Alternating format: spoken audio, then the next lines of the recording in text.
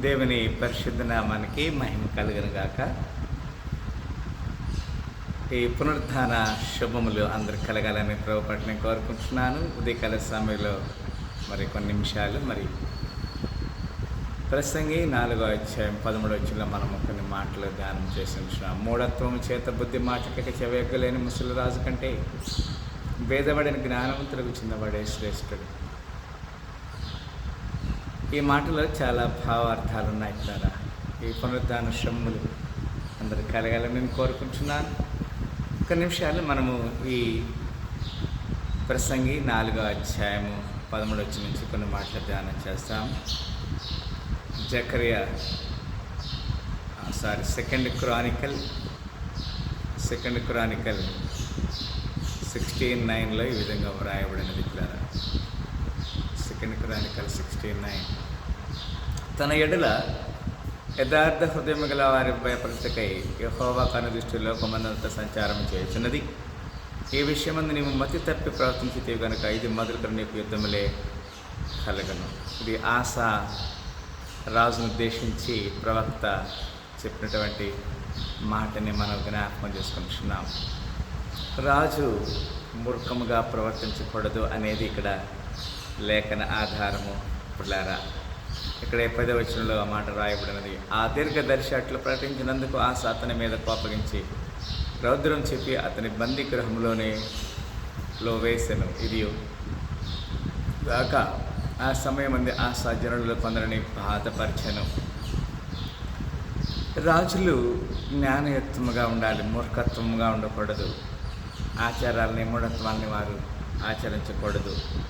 నెబుకద్నెజరు మూఢత్వాన్ని ఆచరించి తన యొక్క ప్రతిమకు మొక్కాలని చెప్పినప్పుడు షడ్రకు మెషకు అభ్యర్థనగోలు జ్ఞానులుగా ఉన్నారు కాబట్టి వారు భేదవారు, రాజాజ్ఞని వారు మార్చారు.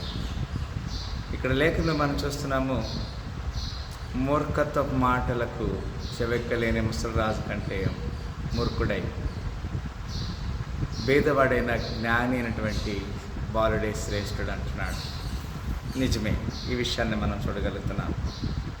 24వ అధ్యాయంలో ఇక్కడే సెకండ్ క్రానికల్ 24 చాప్టర్లో ఈ విధంగా వ్రాయబడినది. 24వ అధ్యాయం 21వ వచనంలో ఈ విధంగా వ్రాయబడినది.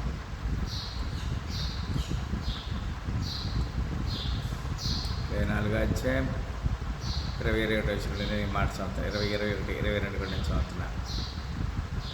అప్పుడు దేవుని ఆత్మ యాజకుడకు యెహోయాదా కుమారుడైన జకర్యా మీదకి రాగా అతడు జనుల ఎదుట నిలబడి, మీరెందుకు యెహోవా ఆజ్ఞను మీరుచున్నారు? మీరు వదిలేరు. మీరు యెహోవాను విసర్జించుతారు కనుక ఆయన మిమ్మల్ని విసర్జించినాడని దేవుడు సెలవిచ్చినాడు నేను. 21వ వచనం. అందుకు వారు అతని మీద కుట్ర చేసి రాజు మాటను బట్టి యెహోవా మందిరపు ఆవరణం లోపల రాళ్ళు రువ్వి అతన్ని చావగొట్టిరి. 22వ వచనం కూడా నేను చదువుతున్నాను. ఈ ప్రకారం రాజైన యోవాషు జకర్యా తండ్రి అయిన యెహోయాదా తనకు చేసిన ఉపకారమును మరిచిన వాడై అతని కుమారుని చంపించాను. అతను చనిపోయినప్పుడు యెహోవా దీన్ని దృష్టించి దీనిని విచారణకు తెచ్చునుగాక అని. ఇక రాజు జ్ఞానయుక్తంగా ప్రవర్తించాలి, మూర్ఖముగా ప్రవర్తించకూడదనే మాటని ఇక్కడ మనం చూడగలుగుతున్నాం. అక్కడే 25వ అధ్యాయంలో ఈ మాట వ్రాయబడినది. 16వ వచనం. అతడు అమజ్యాతో మాట్లాడుచుండగా రాజు అతను చూసి, నీవు ఈ రాజు యొక్క ఆలోచనకర్తల్లో ఒకడు అయితివా? ఊరుకొనుము, నేను నిన్ను చంపనేలా అని చెప్పగా ఆ ప్రవక్త, నువ్వు ఎలాగను చేసి నా ఆలోచన అంగీకరింపకపోవడం చూసి దేవుడు నిన్ను నశింపచేయని ఉద్దేశించి ఉన్నాడు అని నాకు తెలియనెను. ఇది చక్కని మాటగా మనము గమనిస్తున్నాం కదా. రాజులు సరైనటువంటి జ్ఞాన వచనం, ఒకవేళ అతను బాలుడే కావచ్చు, చిన్నవాడే కావచ్చు, కానీ దేవుని మాటకి అనగా బాలుడైనప్పటికీ కూడా వారు లోబడాలనే మాటని ఇక్కడ మనం చూడగలుగుతున్నాం. 30వ అధ్యాయం 2వ వచనంలో ఈ విధంగా వ్రాయబడింది. 30వ అధ్యాయం 2వ వచనంలో, సేవకు చాలినంత మంది యాజకులు తమను తాము ప్రతిష్ఠించుకున్నట్టు చేతను జనులు యెరూషలేములో కూడుకున్నట్టు చేతను మొదటి నెల యందు పస్కా పండుగ జరగకపోయాను. దేవుని పని చేయటానికి జ్ఞానము భయము, విశ్వాసం కావాలి అనేది ఇక్కడ దేవునికి ఉద్దేశం. ప్రియులారా, 34వ అధ్యాయము 1వ వచనంలో ఈ విధంగా వ్రాయబడినది ద్వారా యెషయా ఏలన ఆరంభించినప్పుడు 8 ఏండ్ల వాడే యెరూషలేములో 31 సంవత్సరం లేనాడు. బాలుడే, జ్ఞానం గలవాడు, శ్రేష్ఠుడు. పేదరికము, చైల్డ్హుడ్ అనేది అది దేవుని దృష్టికి లెక్క కాదు. దేవుడే దాన్ని ఆ విధంగా సమాధానపరిచే దేవుడిగా ఉంటున్నాడు. యోబు గ్రంథములో ఈ విధంగా వ్రాయబడినది. 22:9 మనం చక్కని లేఖనాన్ని మనం చూడగలుగుతున్నాం.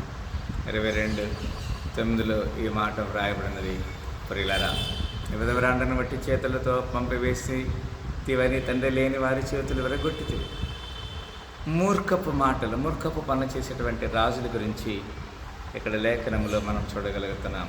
సామెతల గ్రంథము 12వ అధ్యాయము 15వ వచనంలో ఈ విధంగా వ్రాయబడినది. మూడుని మార్గము వాని దృష్టికి సరైనది, జ్ఞానం గలవాడు ఆలోచన అంగీకరించను.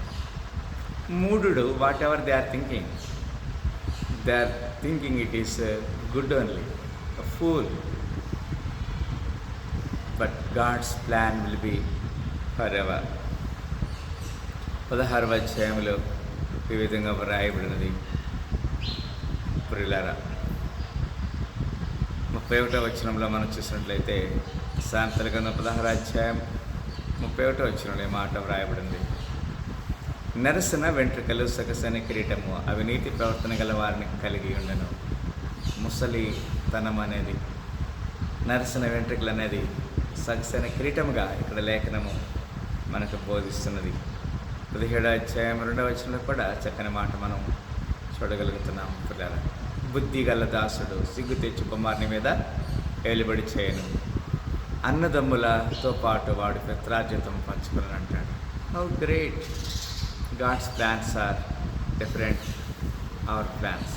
అందుకే మొట్టమొదటి మనం చదివాం ప్రసంగి 4వ అధ్యాయం 13వ వచనంలో, మూఢత్వం చేత బుద్ధి మాటలకి చెవేయలేని ముసలి రాజు కంటే భేదవాడి జ్ఞానవంతుడికి చిన్నవాడే శ్రేష్ఠుడు. అట్టివాడు తన దేశం మందు భేదవాడిగా పుట్టినను పట్టాభిషేకం ఉన్నందుటకు చెరసాల నుండి బయలు వెళ్ళినంటాడు.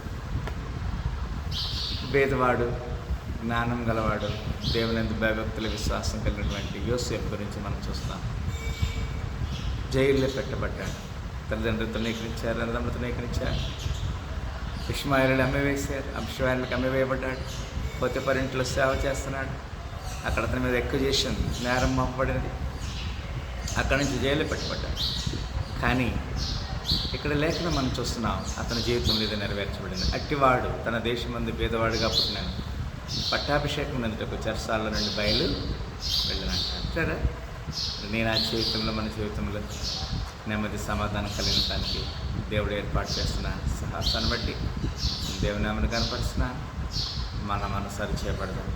అట్టి కృపలు దేవుడు ఉండాలని దీవించి ఈ సాయంకాల పునరుద్ధాన శుభములతో దేవుడు మనందరిని దీవించి ఆశ్రయించిన గాక. ప్రార్థన చేస్తాం. మనందరం తలంచుంటే ప్రార్థన చేస్తాం. స్తోత్రములు, ప్రేమ గల తండ్రి, మీ అపారమైన ఉచిత కృపను బట్టి 104 స్తోత్రం తెలియజేస్తున్నా. ఈ సాయంకాల పునరుద్ధరణ ఆరాధనలో మీరే మాతో తెలియజేసి ఇప్పుడు వచ్చిన బిడ్డ అందరూ దర్శించి దీవించమని, మరి కుటుంబంలో నెమ్మది సంబంధించినంత దాయించమని యేసుక్రీస్తు పరిశుద్ధ నామమున ప్రార్థన పెట్టుకుంటున్నాం తండ్రి.